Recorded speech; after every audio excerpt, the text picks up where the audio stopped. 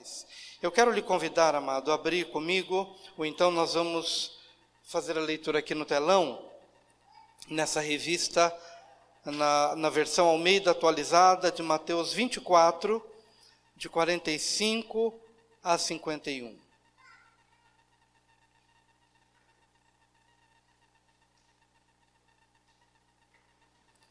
Mateus 24, de 45 a 51. Bom, nós temos aqui no telão, eu queria lhe convidar a ler comigo. Me perdoe se eu der as costas aqui para vocês. Vamos lá, gente? Juntos.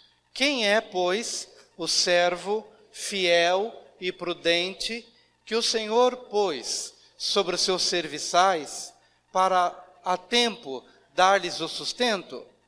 Bem-aventurado aquele servo a quem o seu Senhor, quando vier, achar assim fazendo. Em verdade vos digo que o porá sobre todos os seus bens. Mas se aquele outro, o mau servo, disser no seu coração: meu senhor tarda em vir, e começar a espancar os seus conservos, e a comer e beber com os ébrios, virá o Senhor daquele servo num dia em que não espera, e numa hora de que não sabe, e cortá-lo-á pelo meio, e lhe dará a sua parte com os hipócritas. Ali haverá choro e ranger de dentes. Pai querido, nessa manhã peço a tua graça, para que a tua graça nos assista e nos ajude a compartilhar a palavra de vida, o evangelho do nosso Senhor Jesus, que nos foi deixado, escrito, mas agora também está escrito em nossos corações. Graças te damos por esta oportunidade, ó Deus, e pedimos que o Senhor nos ajude a compreender o que está no teu coração para a igreja nesta hora. Assim entregamos e confiamos este momento ao Senhor, em nome de Jesus. Amém. Hoje eu gostaria de falar sobre um golpe para a vida. Você pode repetir essa frase? Um golpe para a vida. O texto bíblico fala de dois homens, de um homem que viveu a sua vida com sinceridade diante de Deus, diante das pessoas e diante dele mesmo.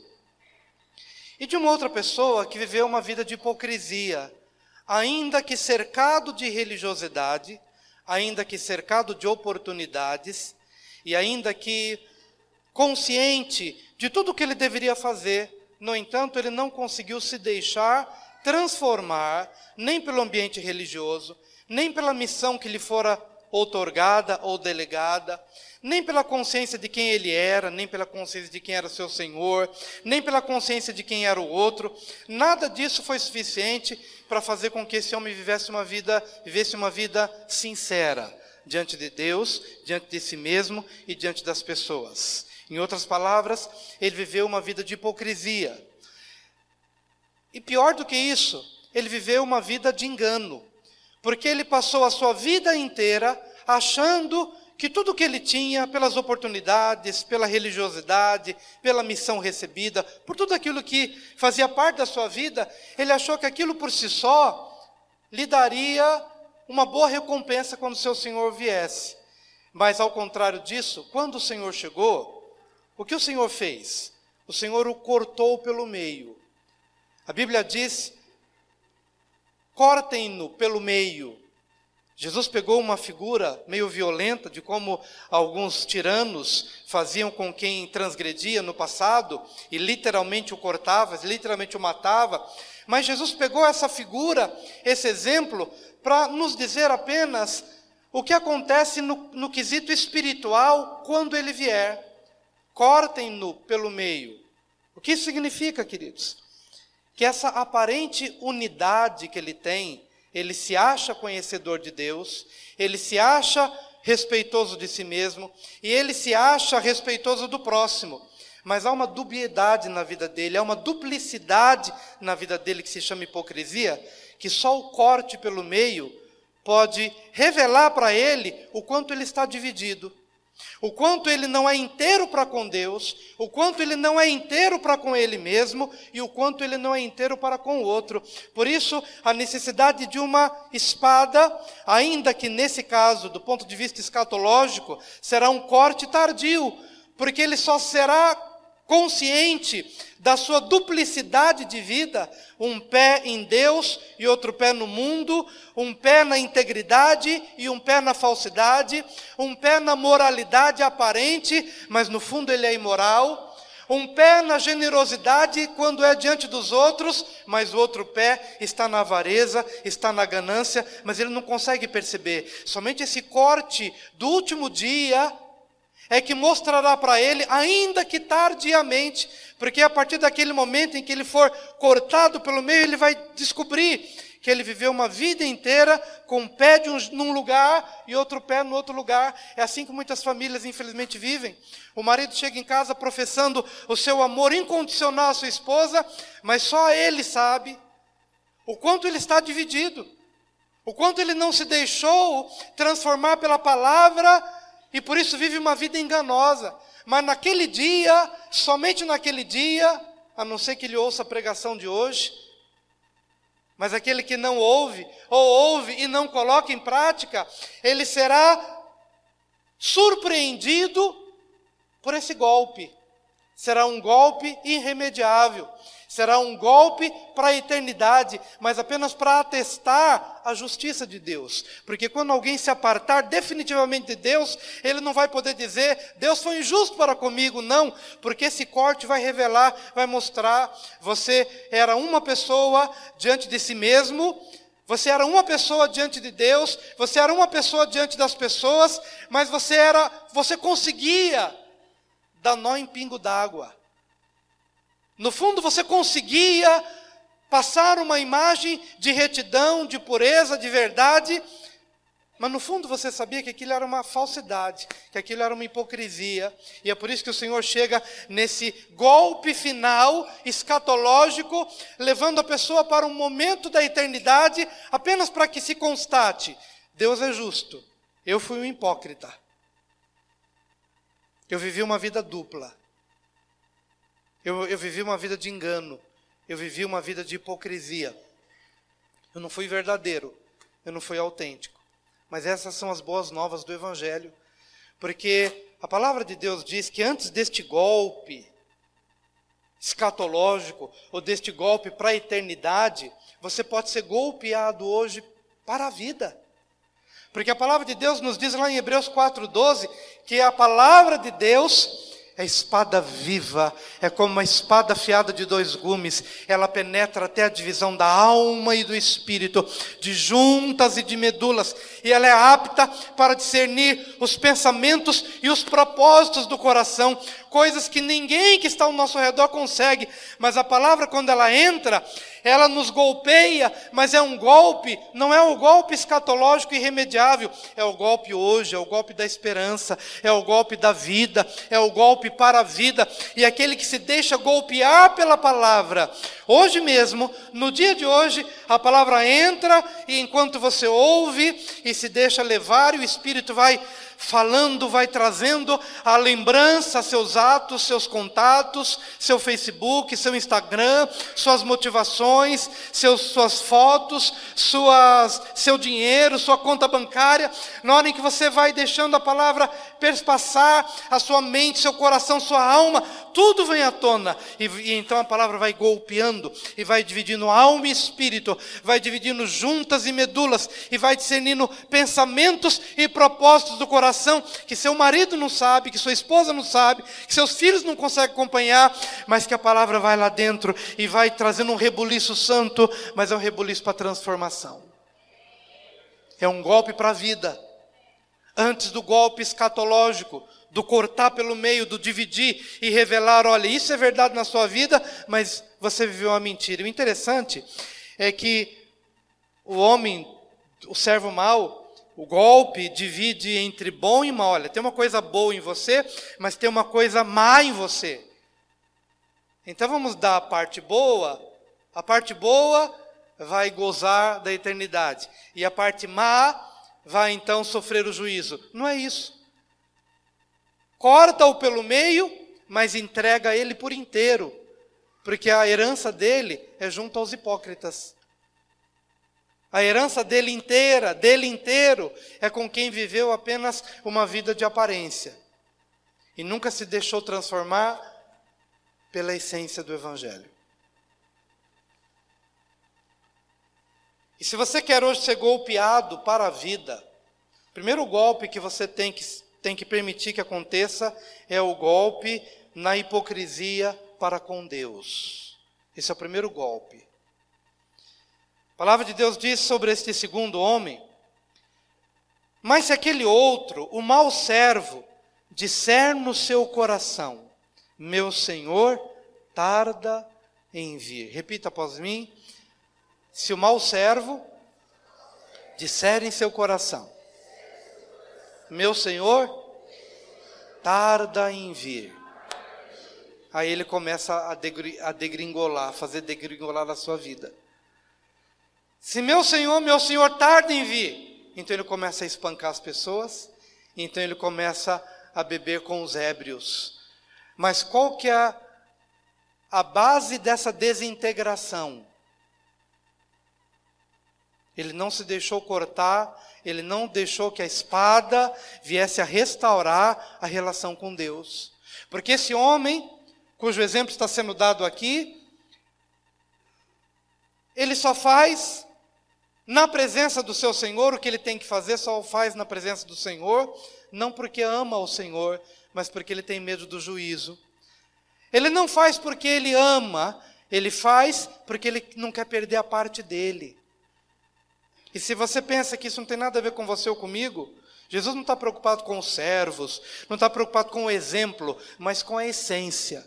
E a essência quer dizer o seguinte, que tem muita gente que está enchendo os templos no Brasil e no mundo inteiro, mas só Deus sabe por que eles estão no culto hoje. É possível que grande parte dessas pessoas não estejam nos cultos porque, em primeiro lugar, amam a Deus e querem viver para Ele. É possível que grande parte das pessoas que hoje estejam ocupando os templos é porque mais amam a si mesmas do que amam a Deus. Elas estão interessadas em se dar bem na vida. Elas estão interessadas em que aconteça, como o Daniel compartilhou aqui agora há pouco, na questão da multidão, a multidão que quer, é como o Provérbios diz, a sanguessuga tem duas filhas, sabe quais são? Me dá, me dá. A sanguessuga tem duas filhas, uma se chama me dá e a outra me dá, ou seja, é sanguessuga. Ele não está porque ama a Deus, não está porque teme a Deus, não está porque espera Deus voltar, não, ele quer sugar tudo que Deus tem. Eu quero prosperar, eu quero me dar bem na vida, eu quero resolver meus problemas, é a minha vida, há uma gana, há um desejo, há alguma coisa, até mesmo de se aproximar de Deus, mas não por Deus, e sim por mim, porque eu quero que alguma coisa aconteça comigo. Esse homem está se pervertendo na sua vida, em primeiro lugar, porque ele não está preocupado em nada com o seu Senhor, ele não ama o seu Senhor, ele não ama a palavra do seu Senhor, ele não está interessado em fazer o que o seu Senhor mandou que ele fizesse, ele não tem essa preocupação, ele vai ler livros e livros e livros que vão ensiná-lo a prosperar na vida, a ganhar dinheiro, a constituir o reino aqui, mas tudo aquilo que tiver relacionado à vida de santidade. Procura nas livrarias a quantidade de livros que são vendidos, livros que nos ajudam a prosperar, a se dar bem, a ter um bom emprego, e não critico isso porque há um espaço para isso também, mas vai ver e faz uma comparação entre uma coisa e outra. Por exemplo, os livros que falam, não, eu quero comprar um livro sobre como agradar a Deus, como ser santo, como abandonar o pecado, e procura verificar qual é o livro que mais sai. Porque os livros que mais saem são os livros que dizem respeito a mim, como eu posso progredir em alguma área da minha vida. E há, como eu disse, há lugar para tudo isso. Que haja lugar na sua biblioteca também para esses livros. Mas eu quero que nesse momento você se deixe dividir pela palavra.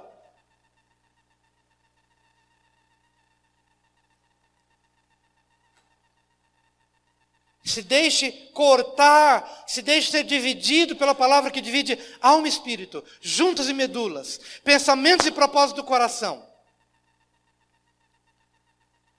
Nesse momento você possa se perguntar: será que eu não estou sendo como esse homem aqui? Meu Senhor tarda em vir.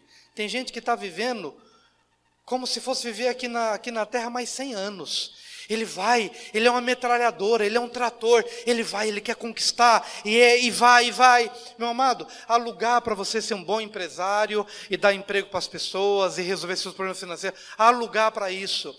Mas lá no seu coração, perceba que a linha é muito tênue, e eu digo isso porque estou vendo hoje uma corrente crescendo, e as pessoas não estão percebendo que elas vão com uma gana, elas estão querendo ganhar o mundo, como se fossem viver nesse mundo a vida toda. E Jesus está dizendo: louco, essa noite podem te pedir a tua alma, e o que você tem preparado para quem será?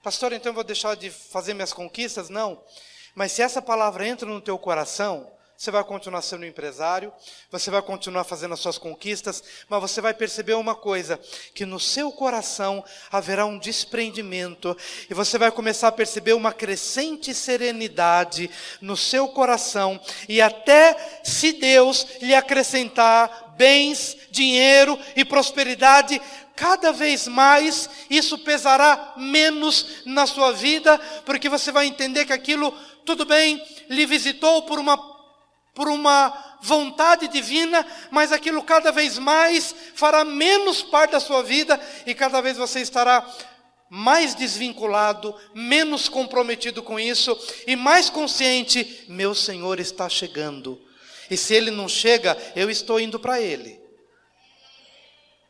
Não fica pensando só na volta de Jesus não, lá no Monte das Oliveiras, porque se Ele também não vem na minha geração, cada dia é um dia a mais na minha vida em que eu estou próximo dele.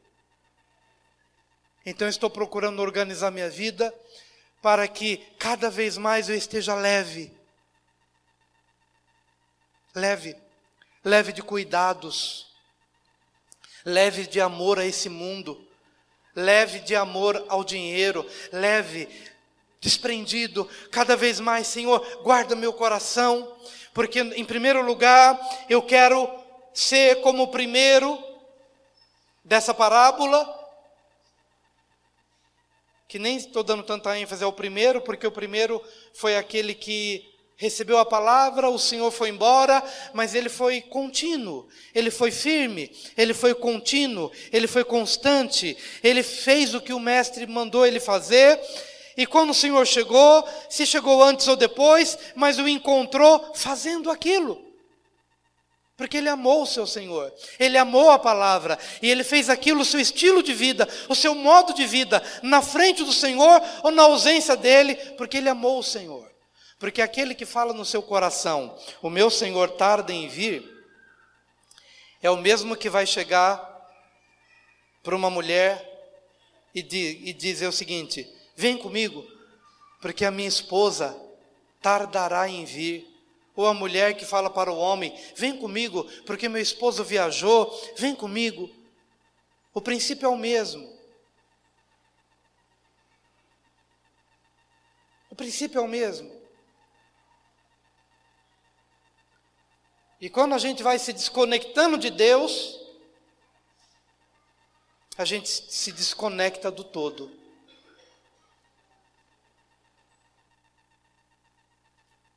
Então, em primeiro lugar, querido, eu quero que você analise se você de fato ama a Deus ou se você ama a bênção de Deus. Se você ama ao Deus da bênção ou se você ama mais a bênção de Deus. Faça uma verificação na sua vida. Verifique isso. E humanamente falando, você não tem como chegar a esse diagnóstico, mas o Espírito pode lhe ajudar. Primeiro golpe é na hipocrisia para com Deus. O segundo golpe é na hipocrisia para com os outros. Mas se aquele outro, o mau servo, disser no seu coração: meu senhor tarda em vir, e começar a espancar os seus conservos, e a comer e a beber com os ébrios. Diga aí, começar a espancar os seus conservos. A gente olha para uma parábola, e às vezes por aquele exemplo não fazer parte da nossa vida, a gente já descarta e acha que aquilo não tem nada a ver com a gente. Mas presta atenção, porque Jesus apenas está usando uma ilustração. Agora é do servo, outra hora era do campo, outra hora era da ceifa, outra hora era da vinha, mas agora está falando do servo. Os exemplos mudam, mas o princípio é o mesmo. O que passa por essas parábolas revelam o que está se processando na vida de alguém que não se deixa transformar. E o que estamos pregando aqui tem que ter eficácia no trânsito. Eu posso não estar espancando os servos, mas quando eu uso a minha profissão, por exemplo, seja ela qual for, seja advogado, seja médico, seja carpinteiro, seja faxineiro, seja marceneiro, seja qual for, mas quando eu uso alguma coisa da minha profissão ou do meu dia a dia para fazer mal para alguém, no Espírito de Cristo, eu estou espancando alguém.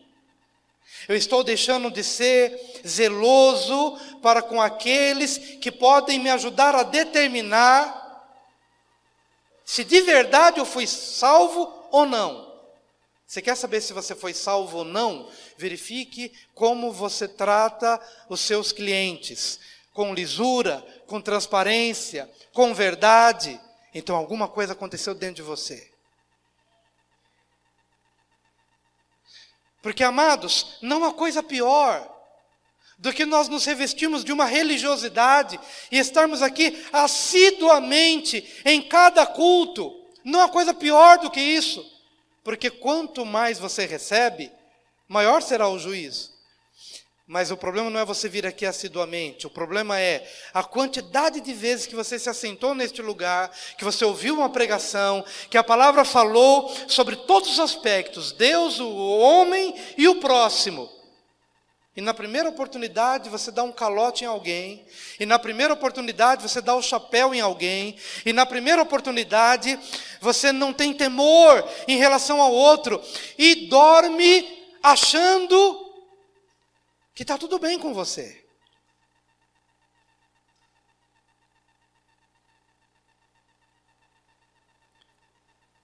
Quando Jesus está dizendo, olha, meu Senhor tarda em vir, Ele está dizendo, olha, você se desconectou de Deus, você não o ama, você não se preocupa com o que Ele fala, e não quer viver como Ele diz que você deve viver. Consequentemente, a gente vai se perdendo nas nossas relações. Consequentemente, a gente vai começar a espancar as pessoas. E esse espancamento não precisa ser literal. O espancar de alguém representa o seguinte, de que se eu não me importo com Deus, automaticamente eu não me importo com o outro. Isso em qualquer lugar da nossa vida. Queria que você vigiasse no trânsito. Pensa no trânsito.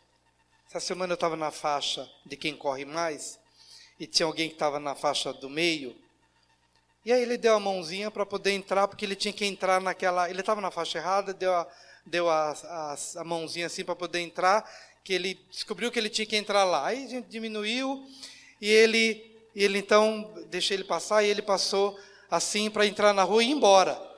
Só que quando ele passa, ele simplesmente para na minha frente. Sabe aquela coisa assim, que está naquele fluxo, você deixa a pessoa passar para ir embora, para desobstruir. E de repente ele para ali e parou toda aquela faixa. Primeira reação que você tem Você sabe, né? A primeira reação que você tem é aquela. Aí você tem aquela vontade de... Mas quando determinadas coisas já não estão mais em você, ainda que você queira espancar alguém, mas você não consegue. A buzina é aquela buzininha bem baixinha, porque não está mais em você. Eu estou querendo trazer para as coisas mais pitorescas e mais simples, porque a palavra de Deus, ela tem os seus desdobramentos na nossa vida. E você vai diagnosticar o quanto essa palavra tem mudado a sua vida ou não, na forma como você trata o seu professor, na forma como você lida com a vida, na forma como você lida com os negócios. Eu sei que o meu tipo de trabalho é um pouquinho diferente do teu. Às vezes pode ser que você esteja lidando, né, com leões, e você tenha que ser um pouco diferente daquilo que eu estou dizendo. Mas ainda que você tenha de ser por conta da força do seu trabalho, mas cuida do seu coração. Verifique o quanto de veneno já não foi injetado nas suas veias espirituais, fazendo de você um monstro, que Deus não quer que aconteça.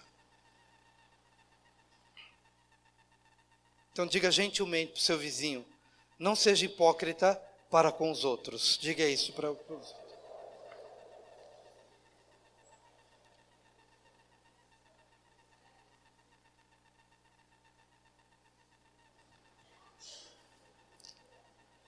Sabe o que o Evangelho faz?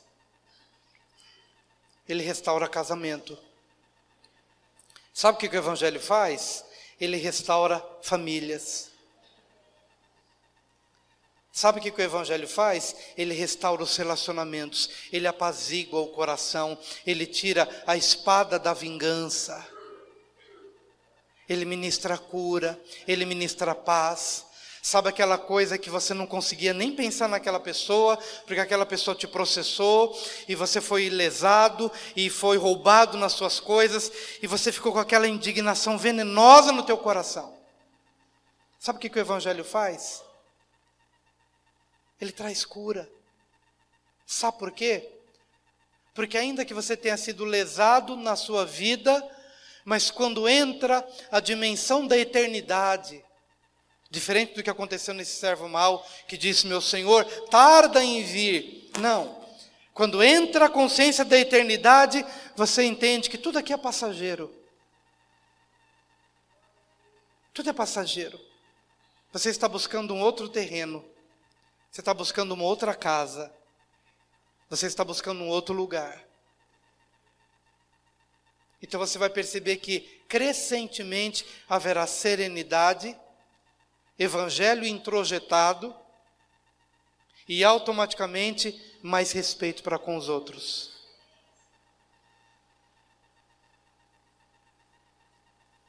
Você vai amar mais as pessoas.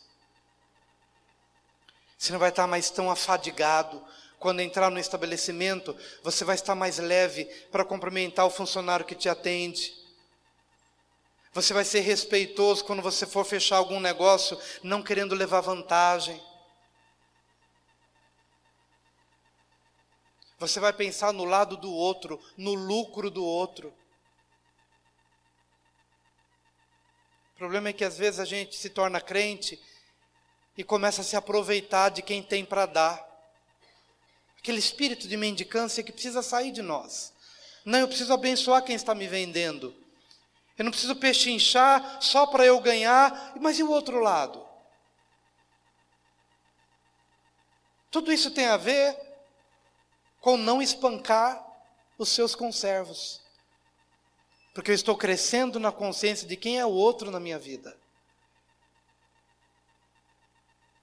E do lugar de respeito que essa pessoa tem que ter no meu coração. Mas em último lugar, a Bíblia diz começaram a espancar os seus conservos, e a comer e a beber com os ébrios. O ébrio é aquele que se embriaga. Mas Jesus, nesse momento, ele não está tão preocupado, nesse momento, com a bebida alcoólica em si. Embora isso pode ser um grande prejuízo para quem se deixa levar por esse caminho. Mas pode ser que alguém não tenha colocado uma gota de álcool na boca e mesmo assim esteja enquadrado nesse contexto. Porque aquele que começa a comer e a beber com os ébrios, acaba sendo visitado pela Lava Jato. Porque nas suas mesas e nos seus banquetes, nos seus restaurantes, comeram e beberam com os ébrios. Quem são os ébrios? São aqueles loucos, são aqueles que vão se embriagando, são aqueles que vão desejando a vida, que vão desejando. Nunca o dinheiro é suficiente, nunca os negócios satisfazem, eles querem perpetuação de poder e ter mais, são ébrios. Eles comem e bebem com os ébrios, porque eles querem encher a pança, não necessariamente o estômago, mas as suas contas, seus negócios, precisam ser cada vez mais opulentos, precisam enfatizar cada vez mais poder, glória, e vão comendo com os ébrios. E talvez você pense assim, pastor, mas eu não estou nesse ponto. Eu não estou nesse nível aí da Lava Jato. Mas eu quero dizer que essa palavra, ela se aplica em qualquer escalão da nossa vida. Eu posso não estar envolvido com o negócio da Lava Jato, nem com negócios fraudulentos, mas eu posso me assentar à mesa quando eu perco a consciência da eternidade e me assento numa rodinha de amigos só para falar de pornografia, só para falar de mulheres, só para falar da vida alheia, só para falar da outra que colocou botox, só para falar do outro que fez. As nossas conversas são frívolas. Não demonstram, em nenhum momento, nenhuma consciência de eternidade. Eu me assento para comer e para beber com os ébrios, com aqueles que perderam a consciência de quem são e de para onde estão indo. Não tem nenhum problema você ter seus momentos de família, de churrasco. Não é contra isso que a gente está pregando, não. Estou apenas dizendo que há muita gente que está vivendo uma vida, primeiramente, desconectada de Deus. Em segundo lugar, desconectada das pessoas. E quando elas se desconectam das pessoas, elas se tornam vazias. Se vocês têm percebido o que temos pregado nos últimos anos, temos sempre falado sobre o tripé. Há 3 bases da nossa vida: Deus, o outro e eu mesmo. Meu Senhor tarda em vir, então eu começo a espancar os outros. E depois eu me assento para comer e beber com os ébrios. Ou seja, eu perco a minha identidade. Você nunca parou para pensar, às vezes, aquilo que você está conversando, o que você está fazendo? Peraí, mas quem eu sou? O que eu estou falando? O que eu estou vendo? Onde eu me assentei? O que eu permiti passar pelos meus olhos? Que tipo de conversa eu permiti ter com as pessoas? É comer e beber com os ébrios. Com aqueles que estão se enchendo do vinho, não necessariamente do álcool, também, mas não só isso, mas eles perderam a identidade, porque eles se desconectaram de Deus, se desconectaram das pessoas, e elas já não sabem mais quem elas são.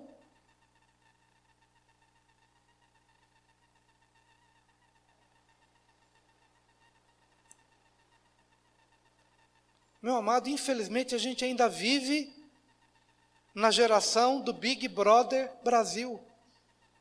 Por incrível que pareça.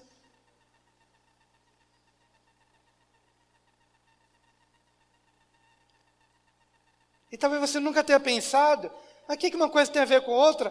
É sentar para comer e beber com os ébrios. E depois, durante a semana, as pessoas ainda acompanham. Será que fulano vai ficar com Beltrana? Será que aconteceu mesmo debaixo das cobertas? O que parece ter acontecido? Será que quando sair da casa, vai dar em casamento? E a gente vai deixando a nossa vida passar dessa forma, comendo e bebendo com os ébrios. Conquanto no domingo a gente ouça o pastor Wilson. Mas quando chegar naquele dia, se essa espada não cortar, se essa espada não dividir a nossa vida hoje e agora, a espada para a vida ou o golpe para a vida, e não estou dizendo que o juízo virá porque você assistiu Big Brother Brasil, não é disso que eu estou falando. Eu estou falando das coisas que você vai deixando se tornarem base, fundamento e essência, a ponto de você se tornar vazio. A ponto de não ter mais nada na vida para fazer, a não ser comer e beber com os ébrios. Meu querido, se você soubesse de verdade quem você é, se você tivesse uma noção do que a sua vida pode revolucionar, do que a sua vida pode fazer diferença na vida de tantos outros, você vai assentar-se à mesa dos sábios. Você vai ouvir, você vai aprender, você vai se deixar transformar. E aí quando você abrir a sua boca, a sua palavra terá conteúdo, a sua vida será modelo. Porque na hora em que o juízo vier sobre os ébrios, esses ébrios vão procurar uma pessoa sóbria. Na hora em que essa embriaguez se apossar dos casamentos e das famílias, e pais e filhos estiverem totalmente perdidos, não sabendo mais o que fazer, e a embriaguez tomar conta dessas relações familiares, eles vão procurar uma família sóbria, uma família que saiba o que falar, que tenha uma luz de Deus, que tenha um temor, que não se desconectaram de Deus, nem do outro, nem delas mesmas. Então, bem-aventurado é esse, quando o Senhor chegar, o encontrar fazendo assim. O encontrar fazendo assim.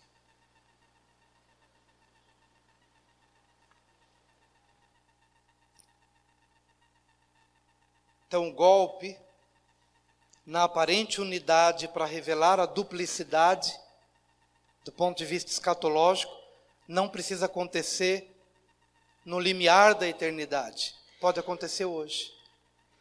Senhor, eu preciso desse golpe. Eu preciso que o Senhor, com a palavra, venha e mostra o quanto, porventura, eu possa ser alguém aqui nesse lugar em que vos falo, e se porventura sou outra pessoa, num outro ambiente ou num outro lugar, que essa espada revele essa duplicidade na minha vida, por misericórdia, por graça, e que eu possa transferir isso para cada momento, no supermercado, no banco, no lidar com as minhas contas, no lidar com a minha esposa, com meus filhos, na ausência dela, na presença dela, em qualquer lugar, que isso seja extremamente transformador. Aí sim, entenderei que o Evangelho fez diferença na minha vida. E não serei surpreendido pelo golpe escatológico, porque já me expus ao golpe da palavra no tempo presente. Quero orar com você nesse momento. Por gentileza, pode se aproximar aqui, vamos orar? Pai querido, nessa manhã, diante da Tua palavra, que nos corta, que nos divide, que revela a nossa duplicidade, que revela nossas ambiguidades. Humildemente, Senhor, nós nos submetemos a Ti.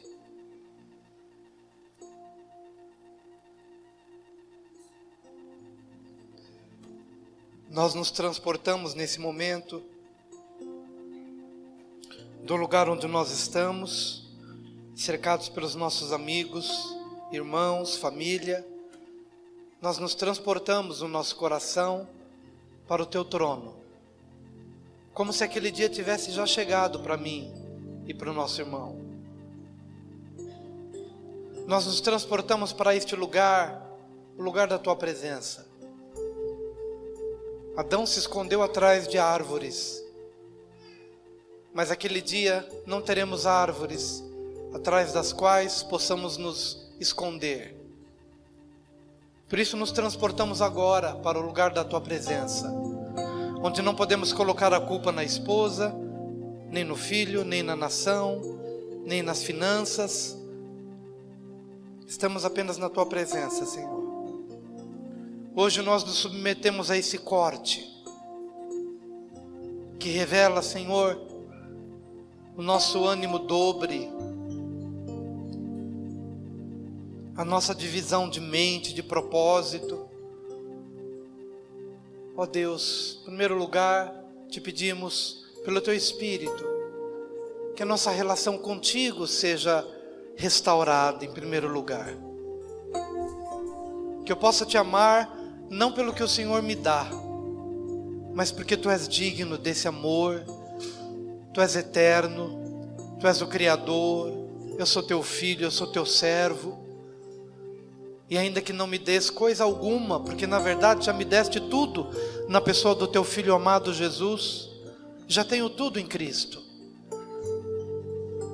Quero Te amar, Senhor. E nesse momento, ó Deus, quero Te pedir que a consciência da minha vida em comunidade possa crescer também. Se acho que posso ser temente a Ti e ao mesmo tempo desrespeitar as pessoas que comigo convivem, sonegando-lhes o que lhes é de direito, te peço em nome de Jesus, Senhor, restaura isso na minha vida e na vida do meu irmão. Que ao sairmos daqui possamos amar mais nossos cônjuges, nossos filhos, as pessoas com quem nós trabalhamos, e mesmo as pessoas que de alguma forma são espinho na nossa vida, que saibamos compreender também, Pai, que eles são necessários, porque nos tornam mais dependentes de Ti, nos tornam mais humildes. Pai, mas nessa manhã também eu te peço em nome de Jesus, te peço por mim, te peço pelo meu irmão, que eu não perca a minha identidade a ponto de me rebaixar a esse nível tão profundo, de tão baixo que é, de gastar ou de desperdiçar a minha personalidade, comendo e bebendo com os ébrios, comendo e bebendo com aqueles que perderam o senso de propósito. E se porventura descer a esse nível, que seja para resgatá-los ou ajudá-los a subirem, mas não porque eu mesmo também já desisti de tudo, desisti da integridade, desisti da fidelidade, desisti do temor. Me perdoa, Pai, perdoa meu irmão, minha irmã, ajuda-nos, Senhor, em nome de Jesus. Repita após mim: Senhor Jesus, entra no meu coração,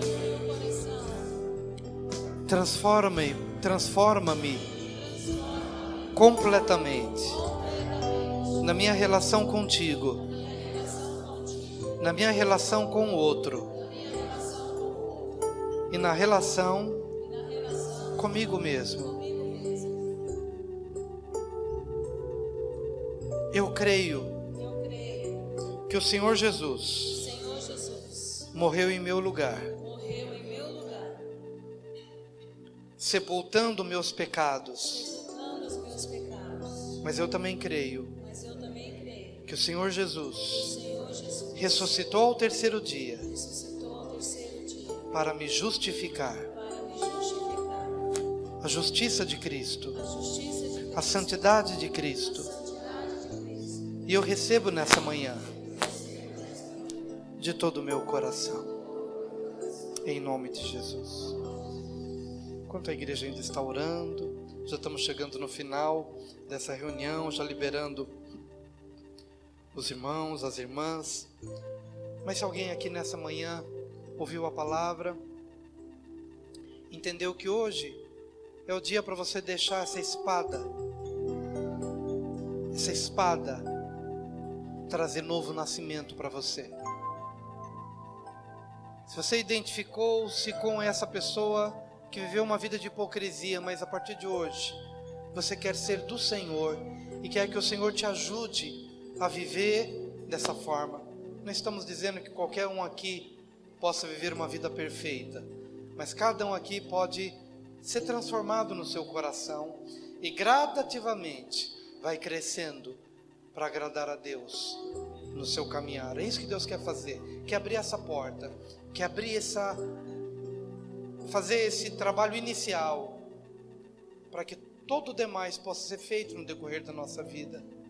Então, se há alguém hoje que está aceitando a Jesus pela primeira vez, se você não teve oportunidade de fazer isso antes, mas quer hoje se render a Jesus, levante a sua mão, porque eu quero orar em seu favor. Se há alguém aqui que nos ouve nessa manhã com esse desejo de entregar seu coração, levante a sua mão.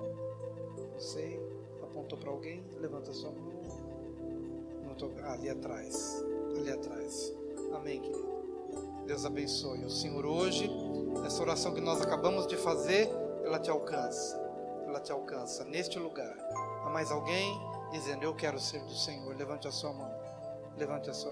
Amém. Veja assim. Sim, agora estou vendo. Deus abençoe, querida. Neste lugar, a espada de Deus, neste lugar, a espada do Senhor vem no seu coração e ministra vida. Em nome de Jesus, em nome de Jesus, em nome de Jesus, em nome de Jesus. Aleluia. Dê um abraço bem gostoso na pessoa que está do seu lado.